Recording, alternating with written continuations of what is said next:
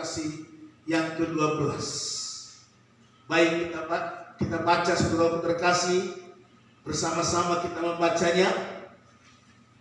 Berfirmanlah Tuhan kepada Musa dan Harun di tanah Mesir, bulan ini akan menjadi permulaan segala bulan bagimu. Itu akan menjadi bulan pertama bagimu tiap-tiap tahun. Katakanlah kepada segenap jemaah Israel, pada tanggal 10 bulan ini diambillah oleh masing-masing seekor anak domba menurut kaum keluarga, seekor anak domba untuk tiap-tiap rumah tangga. Tetapi jika rumah tangga itu terlalu kecil jumlahnya untuk mengambil seekor anak domba, maka ia bersama-sama tetangganya yang terdekat ke rumahnya haruslah mengambil seekor menurut jumlah jiwa tentang anak domba itu. Kamu buatlah perkiraan menurut keperluan tiap-tiap orang. Anak domba itu harus jantan, tidak bercela, berumur setahun. Kamu boleh ambil domba atau kambing. Kamu harus mengurungnya sampai hari yang ke-14 bulan itu. Lalu seluruh jemaah Israel yang berkumpul harus menyembelihnya pada waktu senja. Kemudian dari darahnya haruslah diambil sedikit dan dibubuhkan pada kedua tiang pintu dan pada ambang atas, pada rumah-rumah mana orang memakainya. Dagingnya harus dimakan mereka pada malam itu juga. Yang dipanggang mereka harus makan dengan roti yang tidak beragi serta sayur pahit. Janganlah kamu memakannya mentah atau direbus dalam air, hanya dipanggang oleh api, lengkap dengan kepalanya dan betisnya dan isi perutnya. Janganlah kamu tinggalkan apa-apa dari daging itu sampai pagi. Apa yang tinggal sampai pagi kamu bakarlah habis dengan api. Dan beginilah kamu memakannya. Pinggangmu harus berikat, kasut pada kakimu dan tongkat di tanganmu. Buru-burulah kamu memakannya. Itulah Paskah bagi Tuhan. Sebab pada malam ini aku akan menjalin tentang Mesir dan semua anak sulung dari anak manusia sampai anak binatang akan kubunuh, dan kepada semua Allah di Mesir akan kujatuhkan hukuman. Akulah Tuhan. Dan selanjutnya, Bapak Ibu yang dikasih oleh Tuhan Yesus, hari ini kita melihat saudaraku terkasih, Paskah yang pertama itu saudaraku berbicara keselamatan, berbicara saudaraku perlindungan Tuhan, di mana pada saat itu saudaraku Tuhan sudah inginkan orang Israel yang ada di dalam perbudakan di Mesir saudaraku untuk keluar. Hingga saudaraku terkasih, Musa diperintahkan Tuhan untuk pergi ke Mesir untuk melepaskan orang Israel. Berkali-kali saudaraku Musa meminta kepada Firaun supaya Firaun membebaskan orang Israel, Bani Ibrani saudaraku terkasih pada saat itu. Tetapi saudaraku terkasih, Firaun raja Mesir mengeraskan hatinya. Mereka saudaraku bangsa Mesir ini tidak menginginkan, tidak memberikan izin untuk keluarnya bangsa Israel dari perbudakan itu. Malah Firaun saudaraku memperberat saudaraku kerja paksa yang dibebankan kepada orang Israel. Nah, Bapak Ibu yang dikasih oleh Tuhan, sampai Tuhan saudara terkasih turun tangan, Tuhan membuat saudara terkasih 10 tulah saudara terkasih untuk mau membebaskan orang Israel dari perbudakan itu.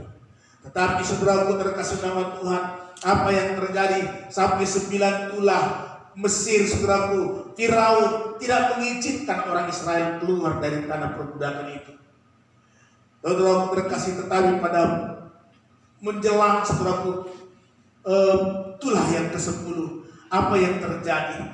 Tuhan berkata kepada Musa, perintahkan kepada orang Israel supaya mereka menyembelih seekor domba. Kalau rumah tangga mereka terlalu sedikit, biarlah bergabung dengan tetangganya. Mereka menyembelih domba atau kambing. Supaya apa? Supaya mereka merayakan Paskah.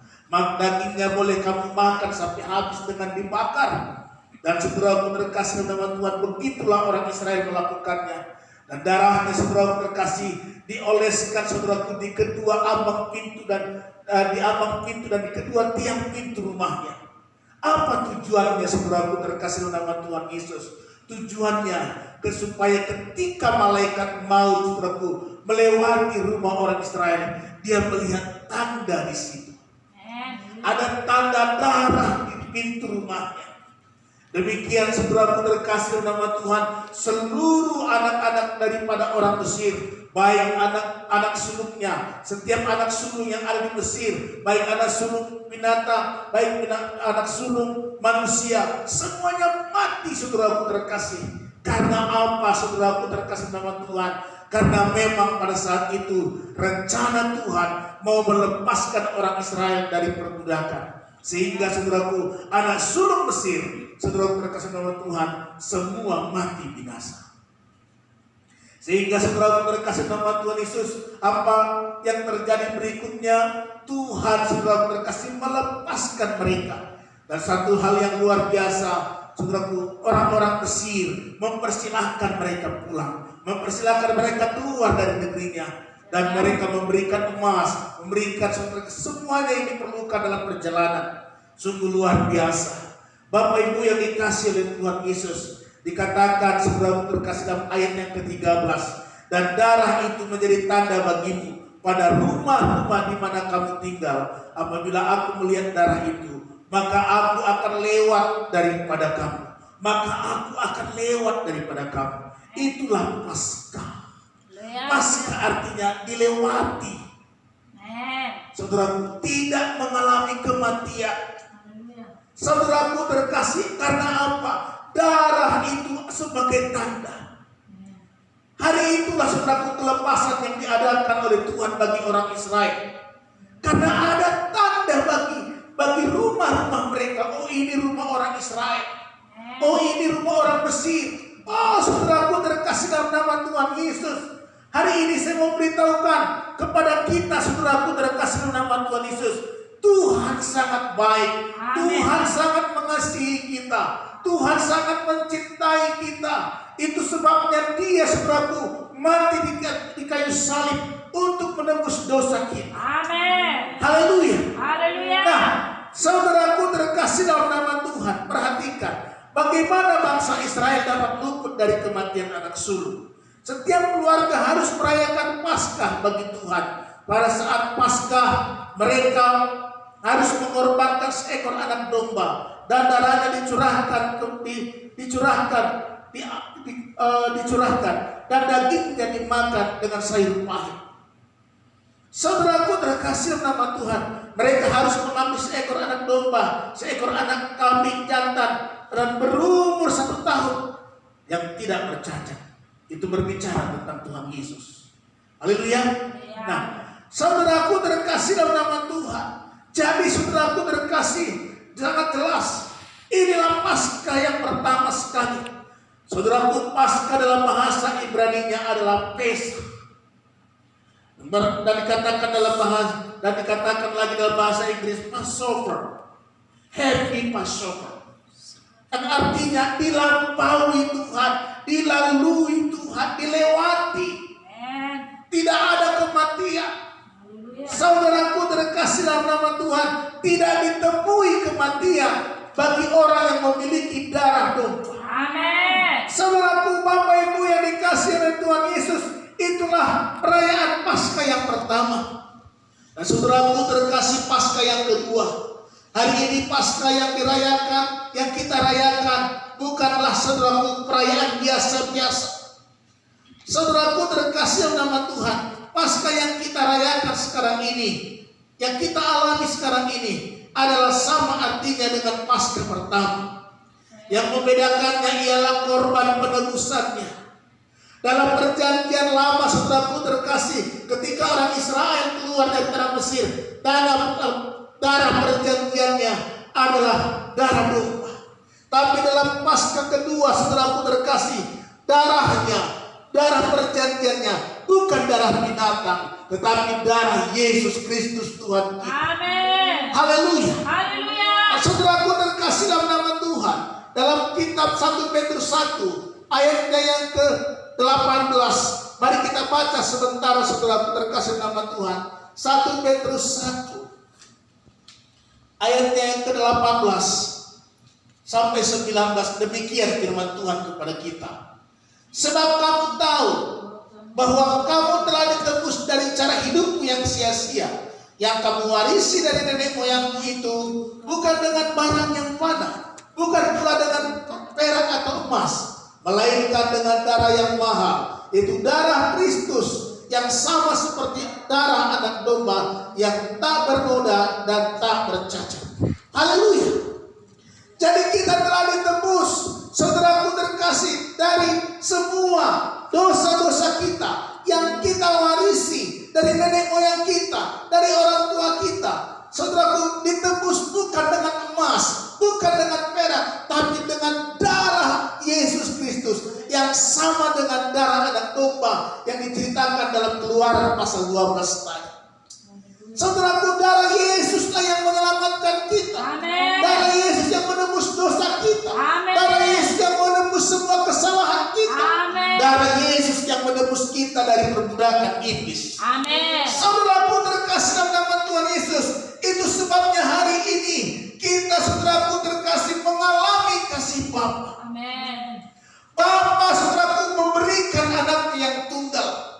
Itu sebabnya, saudaraku terkasih dalam nama Tuhan, dalam perayaan Paskah sekarang ini kita merasakan, kita juga mengalami kasih Bapa di surga. Karena apa? Karena Yohanes 3 ayat 16 berkata dengan jelas, karena begitu besar kasih Allah akan dunia ini, sehingga Ia memberikan, mengkaruniakan anaknya yang tunggal, supaya setiap orang yang percaya kepadanya tidak binasa, melainkan beroleh hidup yang kekal. Amin. Jadi Yesus diberikan bukan hanya pada saat Natal. Yesus diberikan kepada kita sebagai penebusan bagi kita, diberikan oleh Bapa kepada kita supaya Yesus mati bagi kita, kita mengalami kasih Bapa. Amin. Jadi Bapak Ibu yang dikasih oleh Tuhan, semua manusia sudah diperbudak dosa, tapi Yesus yang menebus kita dari dosa. Semua kita telah diperbudak oleh iblis dulunya, tetapi Yesus yang menebus kita dari perbudakan iblis. Amin. Sama seperti orang Israel keluar dari perbudakan di Mesir, demikian Yesus mati bagi kita supaya kita keluar dari perbudakan dosa. Amin. Haleluya. Haleluya. Bapak Ibu yang dikasih oleh Tuhan, jikalau saudara masih hidup dalam dosa, jikalau saudara masih hidup dalam pelanggaran akan hukum Tuhan, saudara perlu mengalami penebusan dosa. Itu sebabnya setiap kita yang sudah ditebus oleh darah Yesus, yang Yesus yang telah mati bagi kita, tujuannya saudaraku kita ditebusnya dari dosa. Amen. Supaya kita tidak tinggal lagi dalam dosa itu. Amen. Bapak Ibu yang dikasih oleh Tuhan, untuk mengalami kasih Bapa, saudaraku kita harus menerima Tuhan Yesus. Dan hari ini saya mau beritahukan kepada kita. Yang kedua, saudaraku terkasih nama Tuhan, guna daripada kematian Tuhan Yesus. Saudaraku tadi yang pertama supaya kita mengalami kasih Bapa. Yang kedua supaya kita mengalami pembebasan dari kutuk dosa. Saudaraku, Galatia 3 ayat 13 berkata dengan jelas, mari kita baca. Saudaraku, Galatia 3 ayat 13. Galatia 3 ayat 13 dengan jelas berkata sampai ayat 14. Kristus telah menebus kita dari kutuk hukum Taurat dengan jalan menjadi kutuk karena kita. Sebab ada tertulis, terkutuklah orang yang digantung pada kayu salib. Yesus Kristus telah membuat ini supaya di dalam Dia berkat Abraham sampai kepada bangsa-bangsa lain, sehingga oleh iman kita menerima roh yang telah dijanjikan itu. Haleluya. Haleluya. Dikatakan Yesus Kristus telah membuat ini. Apa artinya? Dikatakan dalam ayat 3 tadi, terkutuklah orang yang digantung pada kayu salib. Seharusnya saudaraku terkasih, orang berdosa saudaraku terkasih, menurut zaman, menurut pemerintahan Roma di zaman itu, semua orang yang melakukan pelanggaran akan undang-undang dihukum, disalib. Tetapi saudaraku, Yesus telah menggantinya bagi kita. Hari ini saya memberitahukan kepada kita, Yesus mati di kayu salib supaya saya, supaya saudara, supaya kita semua umat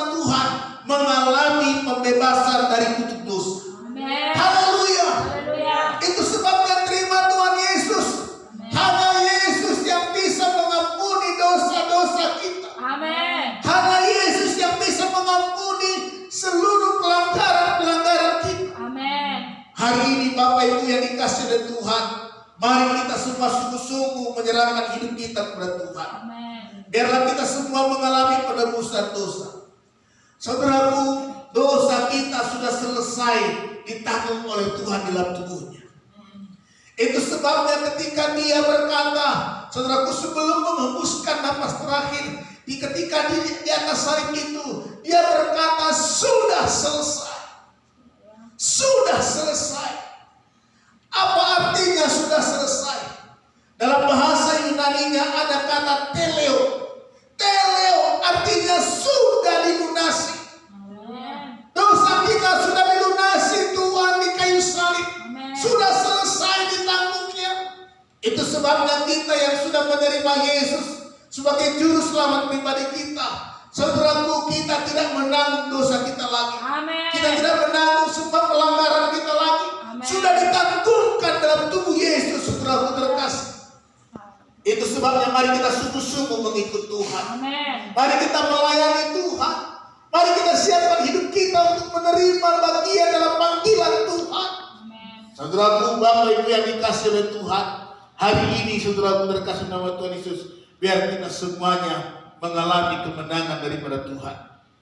Kemudian yang ketiga, saudara terkasih, supaya kita mengalami pendamaian dengan Tuhan. Kolose 1 ayat 22 berkata dengan jelas, saudara terkasih dalam nama Tuhan Yesus. Kolose pasalnya yang kedua, Kolose pasal 1 ayat 22. Kolose 1 ayat 22 berkata demikian. Sekarang diperdamaikannya di dalam tubuh jasmani Kristus oleh kematiannya, untuk menempatkan kamu kudus dan tak bercela dan tak bercacat di hadapannya. Sekarang diperdamaikan Yesus di dalam tubuh jasmani. Saudaraku, kematian Tuhan Yesus guna kita berdamai dengan Allah lewat kematiannya, supaya kita ditempatkan kudus dan tak bercacat di hadapan Tuhan, di hadapan Bapa di surga. Saudaraku, tanpa kematian Tuhan Yesus, kita tidak bisa ditempatkan, saudaraku, sebagai umat yang kudus di hadapan Bapa di surga. Jadi satu-satunya menguduskan kita, memperdamaikan kita dengan Bapa di surga adalah lewat kematian Tuhan Yesus. Amen. Jadi Bapak Ibu yang dikasih oleh Tuhan Yesus, mari kita semuanya mengerti akan hal ini. Saya mau beritahukan, saudaraku, Paskah, saudaraku, adalah satu momen yang luar biasa. Paskah adalah satu momen yang dahsyat. Saya mau beritahukan kepada saudara, tanpa Paskah, tanpa kematian Tuhan Yesus, tidak ada perdamaian kita dengan Bapa di surga, dengan Bapa yang kudus, dengan Bapa yang luar biasa, dengan Bapa yang telah mengasihi kita, mengorbankan anaknya demi keselamatan diri kita. Haleluya. Haleluya. Nah, saudaraku terkasih dalam nama Tuhan Yesus, karena sewaktu kita jauh dari Allah dengan cara hidup yang dahulu, maka kita menjadi musuh dalam hati dan pikiran dan perbuatan, nyata seperti kita, orang-orang yang jahat sesungguhnya. Dikatakan dalam 2 Korintus 5 ayat 20, saudaraku, sesungguhnya di luar Kristus kita adalah musuhnya. 2 Korintus 5 ayat 20. Haleluya. Dikatakan begini, jadi kami ini adalah utusan-utusan Kristus, seakan-akan Allah menasihati kamu dengan perantaraan kami. Dalam nama Kristus kami meminta kepadamu, berilah dirimu didamaikan dengan Allah. Di sini dikatakan berilah dirimu didamaikan dengan Allah. Berarti saudaraku terkasih dalam nama Tuhan Yesus, sebelum kita berdamai dengan Allah, berarti kita sesungguhnya adalah musuh Allah. Jadi Bapak Ibu yang dikasih oleh Tuhan, perhatikan firman ini. Jadi kami ini adalah utusan-utusan Kristus, seakan-akan Allah menasihati kamu dengan perantaraan kami. Seakan-akan Allah menasihati kamu dengan perantaraan kami.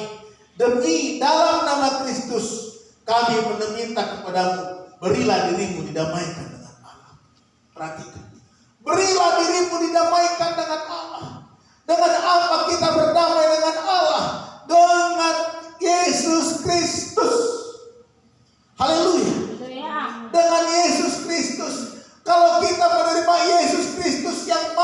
kayu salib, saudaraku, sebagai pengampunan dosa kita, sebagai perdamaian kita dengan Bapa di surga. Berarti saudaraku terkasih, kita ini bukan lagi menjadi seteru, tapi menjadi umat pilihan Tuhan. Amen.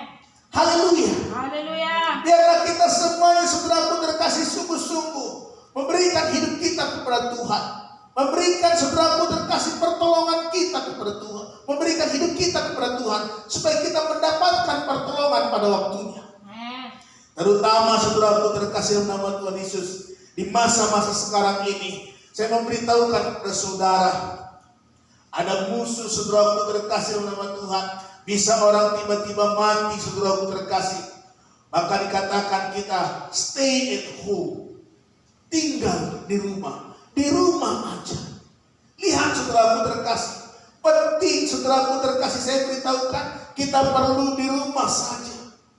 Karena apa saudaraku terkasih dalam nama Tuhan Yesus, ketika di dalam Paskah pertama pun Tuhan berkata kepada orang Israel, tinggallah engkau di rumah, jangan keluar dari rumah. Supaya apa? Ketika malaikat itu, malaikat pembinasa itu datang, engkau tidak dilihatnya, tersembunyi oleh darah anak domba. Saudaraku, demikian juga pada hari ini saya memberitahukan kepada saudara, pastikan ada darah Yesus dalam hidup. Amin. Saya mau beritahukan pada saudara, penyakit apapun, masalah apapun, pergumulan apapun, tidaklah perlu kita takutkan. Virus apapun tidak perlu kita takutkan. Sepanjang kita saudaraku terkasih, ada darah Yesus dalam hidup kita. Haleluya. Kita setia kepada darah Yesus, kita setia kepada Tuhan. Amin. Saudaraku, saya pastikan ada perlindungan Tuhan dalam hidup saudara. Dan saudaraku, hiduplah seturut dengan anjuran pemerintah. Iya, karena pemerintah juga adalah hamba Tuhan. Amen. Kita tahu itu saudaraku terkasih. Kalau kita mematuhi pemerintah, itu artinya kita juga mematuhi Tuhan. Haleluya. Karena pemerintah adalah hamba Tuhan. Amin. Saudaraku, Bapak Ibu yang dikasih oleh Tuhan Yesus, pastikan ada darah Yesus dalam hidup saudara. Amin. Ada darah Yesus melindungi kita. Sama seperti saudaraku terkasih musuh itu. Ketika dilihat oleh musuh, ketika dilihat oleh iblis, ada darah Yesus dalam diri kita, dia tidak akan bisa memasuki hidup kita. Amin. Mari saudaraku terkasih dalam nama Tuhan, mari kita sungguh-sungguh saudaraku terkasih menyerahkan hidup kita kepada Tuhan. Haleluya. Bapak Ibu yang dikasih oleh Tuhan Yesus, yang keempat saudaraku terkasih, guna kita merayakan Paskah, guna kita saudaraku terkasih, terkasih menerima berkat daripada kematian Tuhan Yesus. Yang keempat adalah supaya kita mengalami penebusan dan pengampunan. Saudaraku terkasih dalam nama Tuhan Yesus, supaya kita mengalami pengampunan. Dikatakan saudaraku terkasih dalam 1 Petrus 2 ayat 24. Mari kita baca sama-sama 1 Petrus 2 ayat 24. Dengan jelas firman ini berkata, Ia sendiri telah memikul dosa kita di dalam tubuhnya di kayu salib, supaya kita yang telah mati terhadap dosa hidup untuk kebenaran. Oleh bilur-bilurnya kamu telah sembuh. Dikatakan Yesus sendiri telah memikul dosa kita di dalam tubuhnya. Yesus telah memikul dosa kita, dosa saya, dosa saudara, dosa seluruh umat manusia di dalam tubuhnya di kayu salib, supaya kita yang telah mati terhadap dosa hidup untuk kebenaran. Bapak Ibu yang dikasih oleh Tuhan Yesus, saya mau beritahukan pada hari ini kepada kita, kalau saudara, kalau kita sudah menyadari bahwa kita telah ditebus, bahwa kita telah diampuni, saudaraku, kita perlu hidup dalam kebenaran. Orang Kristen, saudaraku, kita orang Kristen harus hidup dalam kebenaran. Amin. Tanpa hidup dalam kebenaran, sia-sialah Yesus memikul dosa kita dalam tubuhnya di kayu salib. Perhatikan ayat ini. Yesus sendiri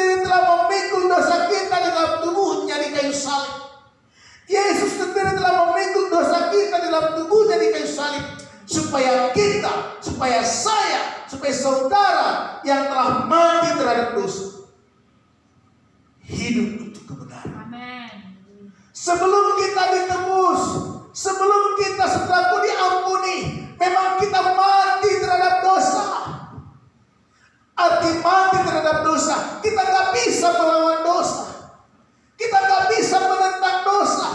Karena apa saudaraku terkasih? Karena kita belum ditebus. Tetapi setelah kita ditebus, saudaraku jangan tinggal lagi dalam dosa. Jangan hidup lagi dalam dosa. Tetapi hidup untuk kebenaran. Tetapi hidup untuk kebenaran. Saudaraku terkasih dalam nama Tuhan Yesus. Firman Tuhan berkata, Yesus berkata, akulah jalan kebenaran dan hidup. Tidak seorang pun yang sampai kepada Bapa kalau tidak melalui aku, kata Tuhan Yesus. Jadi kalau kita hidup dalam kebenaran, maka betul-betul penebusan Tuhan Yesus sudah berlaku dalam hidup kita. Maka betul-betul benar-benar kita alami saudaraku terkasih pengampunan itu. Saya mau beritahukan satu fakta bagi orang Kristen. Kalau orang Kristen belum hidup dalam kebenaran, sesungguhnya dia belum mengalami penebusan. Belum menyadari penebusan.